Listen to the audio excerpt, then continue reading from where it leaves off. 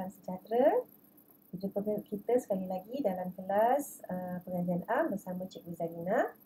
Okey, dalam kelas kali ini, Cikgu nak kongsikan dengan pelajar bagaimana cara untuk menulis ayat idea yang baik yang boleh dapat markah penuh ataupun dapat markah dan mengelakkan daripada TR lah. Okey, jom kita tengok. Okey, ini ialah soalan STPM. So, cikgu tunjukkan soalannya dan juga skema jawapannya. Okey, kenapa cikgu pilih soalan STPM dan kenapa cikgu tunjukkan skema jawapannya terus?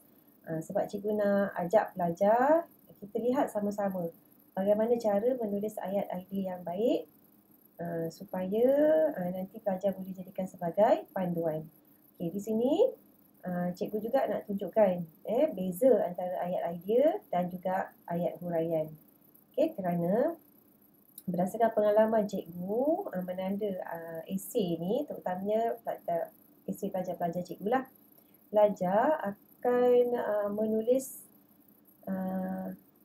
ayat idea tu sama macam ayat huraian. Okey, contohnya kat sini pelajar biasanya dia tulis ayat idea tu, ayat huraian tu sebagai ayat idea. Jadi maksudnya bila ayat huraian tu ditulis dekat dalam ayat idea ataupun sebagai ayat idea, maka tak adalah markah kat situ. Sebab ini ialah ayat huraian. Ini adalah huraian, ini bukan idea. So tak ada markah. Jadilah TR. Jadi apakah kesilapan yang biasa pelajar buat yang menyebabkan ayat idea mereka tidak diterima, dan bagaimana cara untuk menulis ayat idea yang betul. So itu cikgu akan tunjukkan dalam kelas kali ini. Okey, so kita lihat dekat sini, cikgu ambil contoh soalan STPM tahun 2020, soalan nombor 7. Okey, kita baca soalan dulu. Satu daripada matlamat wawasan 2020 ialah Malaysia maju dalam bidang perindustrian. Berbagai usaha telah dilakukan oleh kerajaan bagi mencapai matlamat tersebut. Bincangkan. So, isu dalam soalan ini ialah berkaitan dengan wawasan 2020 dan juga yang fokusnya ialah lebih kepada Malaysia maju dalam bidang perindustrian. Okey, dan kita lihat kehendak soalannya ialah pelbagai usaha yang dilakukan oleh kerajaan untuk mencapai matlamat ini. Okey, jadi di sini kita lihat isunya ialah tentang wawasan 2020 dan kehendak soalannya ialah usaha. So, kalau usaha ni maksudnya apa cara ataupun langkah-langkah yang diambil. So, kita akan gunakan banyak kata kerja yang sesuai, yang bersesuaian dengan usaha tu. So, kalau kita lihat kat sini, apa maksud kata kerja yang cikgu cakap tu? Kat sini. Melaksanakan, menggalakkan, menyediakan, meluaskan. Meluaskan kat situ. Memberi. Lagi apa? Meningkatkan, memajukan. Lagi apa? Menggalakkan. Lagi menaik taraf. Lagi apa? Last kali ni, menyediakan. Ada lagi ni bawah. Mengadakan, membawa masuk. Okey, itu semua perkataan-perkataan yang biasa digunakan sekiranya kehendak soalannya ialah usaha. Usaha, langkah-langkah, cara. Ini adalah antara perkataan-perkataan yang popular yang digunakan. Jadi, kenapa cikgu tunjukkan yang ini dulu? Sebagai panduan kepada pelajar nanti, kalau nak jawab soalan-soalan yang berkaitan dengan usaha, langkah-langkah, ataupun cara-cara, ataupun strategi, gunakan perkataan-perkataan ini. Perkataan-perkataan yang menunjukkan apa yang dibuat. Melaksanakan, menggalakkan, menyediakan dan sebagainya. Okey, itu satu tipsnya lah, cara nak tulis ayat idea. Okey, tips yang kedua, macam mana cara nak tulis ayat idea yang boleh dapat markah. Sebab tadi cikgu cakap biasanya pelajar tulis ayat huraian dekat ayat idea tu. Jadi macam mana dia boleh buat macam tu? Sebab biasa pelajar akan tulis, okey, pelajar akan, okey, contohnya, biasanya pelajar tulis kalau cerita tentang burung, kalau dia nak cerita tentang, okey, sekarang isunya tentang perindustrian. So, pelajar akan terus fokus kepada perindustrian. Jadi pelajar akan ambil ini, menggubal dasar-dasar yang menyokong sektor perindustrian. Kenapa tulis macam tu? Kenapa pelajar pilih untuk tulis macam tu? Sebab dia kata dekat dalam isu tadi, kita tentang perindustrian. Jadi dekat dalam idea, dia akan tulis macam ni lah. Menyokong sektor perindustrian tu dekat dalam idea. Okey? Tapi sebenarnya ayat idea yang dia nak tulis tu ialah ayat huraian. Sepatutnya dia letak kat dalam ayat huraian. Jadi apa yang sepatutnya ditulis dekat dalam ayat idea? Dalam ayat idea ni sepatutnya kita tulis tulis secara umum. Okey, contohnya dekat sini. Ayat idea ni cerita tentang dasar. Kita nak cerita tentang dasar, so kita sebut secara umum dulu dasar. Dasar apa tu nanti kita tulis kat dalam huraian. Dekat dalam idea kita buat secara umum. Melaksanakan dasar-dasar kerajaan. Memanglah soalan ni fokus tentang perindustrian. Tapi dekat dalam ayat idea kita tulis secara umum dulu. Nak yang spesifik dengan perindustrian tu masuk dekat dalam ayat huraian. Macam dekat sini. Barulah kita sebut menggubal dasar-dasar yang menyokong sektor perindustrian. Lagi apa lagi? Menambah baik pembangunan perindustrian. Kita mention ataupun sebut tentang isu yang sedang dibincangkan dalam soalan ini. Okey? Situ tips yang kedua lah. Yang pertama tadi gunakan kata kerja. Yang pertama tips dia gunakan kata kerja. Kalau dia usaha, gunakan kata kerja. Kalau kehendak soalannya usaha. Usaha. Apa lagi? Langkah. Cara. Okey, gunakan kata kerja yang sesuai macam cikgu sebut tadi. Meningkat, meningkatkan, menggalakkan, melaksanakan, menjadikan, meluaskan dan sebagainya tu. Gunakan itu. Itu tips yang pertama. Okay, tips yang kedua, bagaimana cara nak dapatkan, nak tulis ayat idea yang betul ialah kita tuliskan dulu ayat idea tu secara umum. Okey, tuliskan ayat idea secara umum ataupun senangnya pelajar senaraikan. Okey, senaraikan. Pelajar nak tulis apa dekat dalam ayat idea tu. Nak tulis fokus tu. Tulis satu perkataan je. Contohnya kalau macam dalam soalan ni, senaraikan satu perkataan yang nak dibincangkan. Okey, senaraikan satu perkataan yang hendak dibincangkan. Contohnya macam tadi, dasar-dasar. Jadi kat dalam idea tu kita tulis dasar-dasar, nanti kita tambahlah melaksanakan dasar-dasar, menggubal dasar-dasar. Dasar-dasar apa? Kerajaan. Okey, contoh cikgu bagi contoh. Contoh senaraikan. Nanti contoh dapat kalau kat sini cerita tentang wawasan 2020 perindustrian. Okey, contohnya ada soalan lain. Aktiviti sukan membawa kebaikan dalam bidang perpaduan. Jadi apa kebaikan aktiviti sukan tu? Bagaimana aktiviti sukan boleh memberikan kebaikan dalam perpaduan? So, mesti kita akan senaraikan dulu nak tulis apa kan dekat dalam ayat idea ni. Apa kebaikan dari segi apa? Kebaikan dari segi dari segi dalam perpaduan kan. Berbilang kaum, nak cerita tentang berbilang kaum, nak cerita tentang kerjasama. Lagi apa? Nak cerita tentang berbagai budaya. Maksudnya kita pilih perkataan yang sesuai untuk dituliskan. Pilih satu perkataan yang rasanya pelajar yang sesuai dan tuliskan dekat situ. Okey, so bila pelajar tulis, pelajar nampak adakah idea yang pertama dengan kedua ni sama atau beza. So kalau sama, nak cerita tentang perkara yang sama, so ambil satu saja. Kalau macam ni lainlah. Ini kaum, bilang kaum, ini tentang kerjasama, yang ini tentang budaya. Lepas tu nanti yang keempat, apa lagi? Yang keempat, bahasa lah. Berbagai bahasa lah. Lagi, yang kelima, contoh yang kelima apa? Komunikasi. Tiba-tiba dekat komunikasi ni, komunikasi dengan bahasa kan sama kan?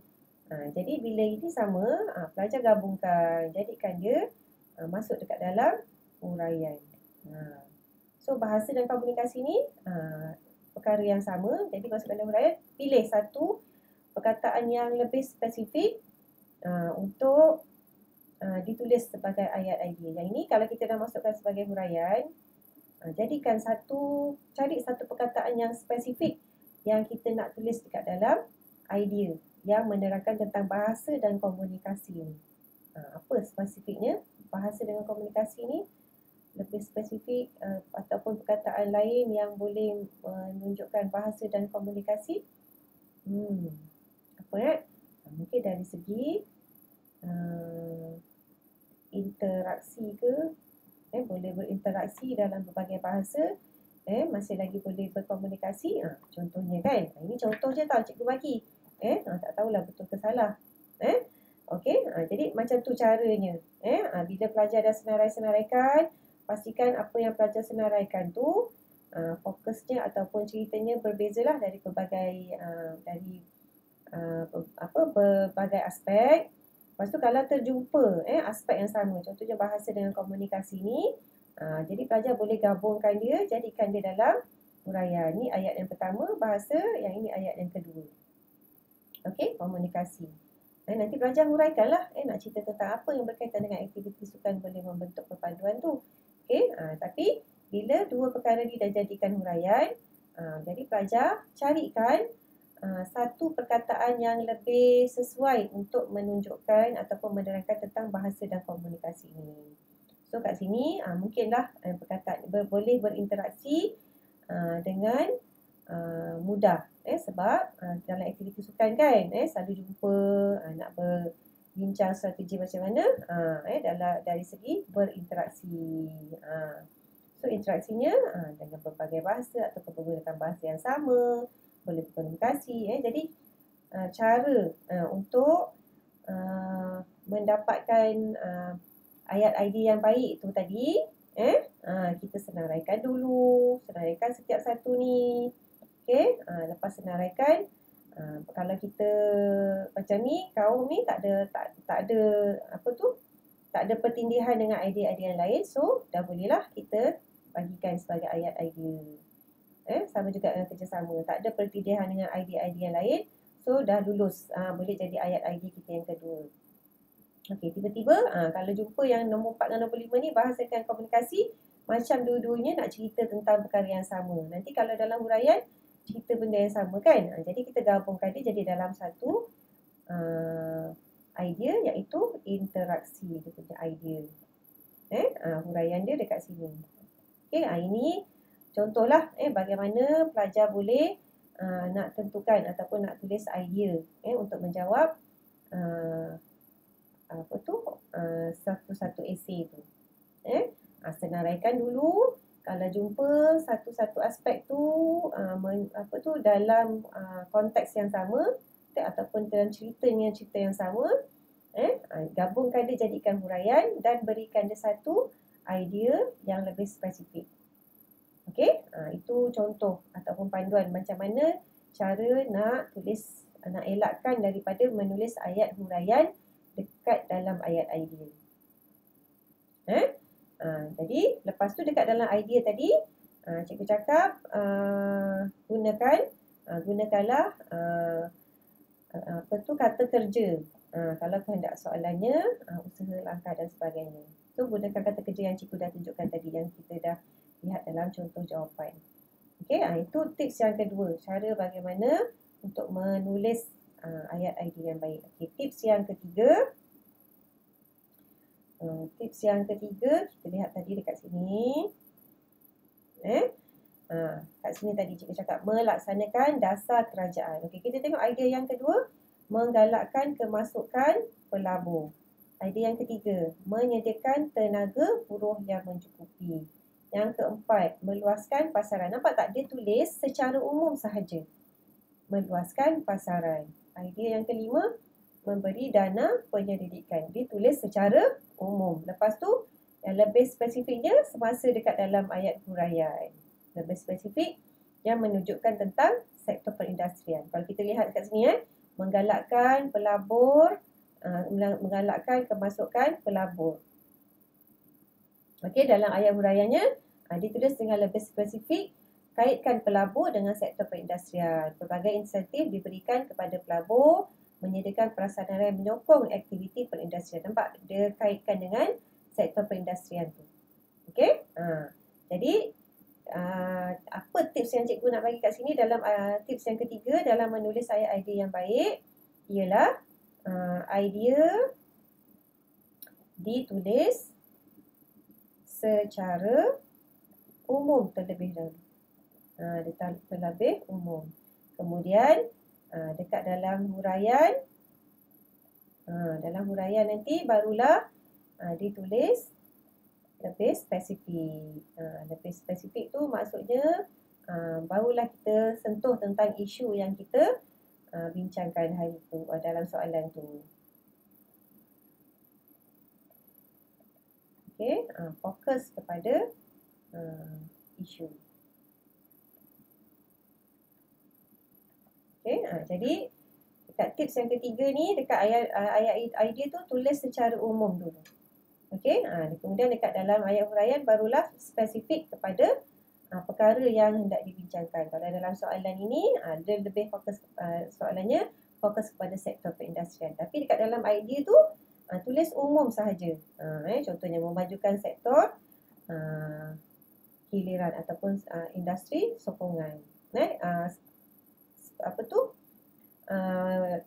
Tapi dari segi ayat idea tu macam biasalah, macam teknik menulis ayat idea yang baik, iaitu kita sebutlah usaha kerajaan yang kedua ialah memajukan industri sokongan. Titik. Lepas tu barulah cerita tentang sektor perindustrian dan juga apa idea yang pelajar tulis. Barulah fokus tentang kehendak soalan tu apa. Okey?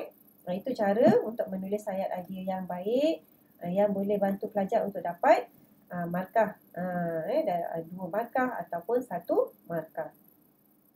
Okey, itu cara tulislah, tapi cikgu tak bolehlah nak bagi tahu apa jawapannya, kan?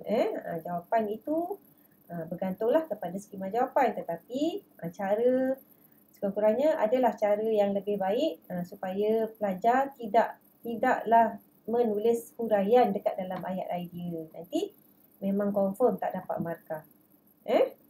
Jadi teknik nak menulis ayat idea yang baik tu macam yang cikgu tunjukkan kat sini. Okey, yang pertama, kalau kehendak soalan tu ialah usaha, langkah, cara, strategi. Strategi dengan cara tu lebih kurang. Jadi gunakan kata kerja yang macam kita lihat kat sini tadi. Melaksanakan, menggalakkan, menyediakan. Gunakan kata kerja macam tu. Okey. Lepas tu, tips yang kedua, senaraikan satu perkataan yang nak dibincangkan untuk setiap idea tu. Okey, dalam setiap idea. Senaraikan satu perkataan je. Nak cerita tentang apa? Cerita tentang kaum, cerita tentang kerjasama, budaya, bahasa, komunikasi. Apa lagi? Tuliskan banyak-banyak. Lepas tu, pilih idea yang pelajar boleh huraikan dengan baik. Okey, lepas tu pastikan setiap idea tu berbeza dia punya aspek dia. Kaum dengan kerjasama kan berbeza. Kerjasama dengan budaya kan beza. Kaum dengan budaya pun berbeza. Kaum ada macam-macam jenis kaum. Lepas tu budaya, kita cerita tentang setiap kaum ada budaya masing-masing.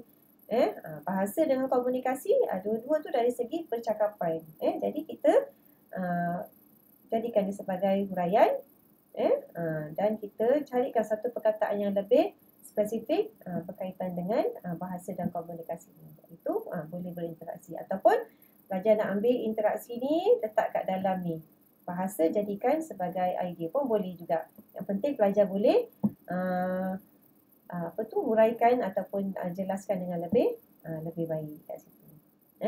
Itu cara lah. Tapi betul ke salah, itu cikgu tak boleh lah nak garanti sebab kita pun tak tahu kehendak soalan apa kan. Just cikgu nak tunjukkan macam mana cara tulis ayat idea sahaja. Daripada kadang-kadang daripada TR, sekurang-kurangnya kalau kita punya idea tu fokus idea ataupun aspek idea tu dah tepat, kadang-kadang boleh juga bantu pelajar untuk dapat markah daripada hilang markah terus. Okey, dan cara tulis tu, idea tadi dah ada kat sini, dah disenaraikan. Kemudian cara tulis tu, pastikan tulis idea tu ditulis secara umum. Secara umum, maksudnya bagi secara umum dulu macam dalam contoh ni. Menaikkan taraf infrastruktur negara contohnya kan umum. Okey, nanti bagaimana? Barulah bagi tahu contohnya infrastruktur kan. Dari segi teknik komunikasi, dari segi info tu ialah info lah. Sebab tu kat sini dia cerita tentang digital komunikasi. Kalau dari segi pendidikan, R&D je dan sebagainya. Barulah dicerita dekat dalam huraian. Dari segi idea, umum dulu. Dalam huraian, barulah spesifik. Okey? So, itu teknik macam mana nak tulis ayat idea yang baik. So, kat sini cikgu buat secara umum saja. Cikgu tak spesifik pada mana-mana bentuk soalan. Just cikgu nak tunjukkan tips sahaja bagaimana cara untuk menulis ayat idea yang boleh mengelakkan pelajar daripada hilang markah idea.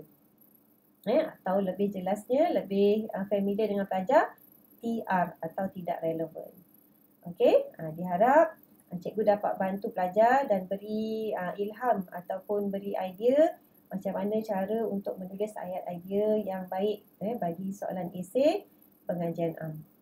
Okey, cikgu ucapkan selamat maju jaya kepada semua calon-calon pengajian STPM semester 2 yang akan menduduki peperiksaan pada hari Selasa nanti. Good luck.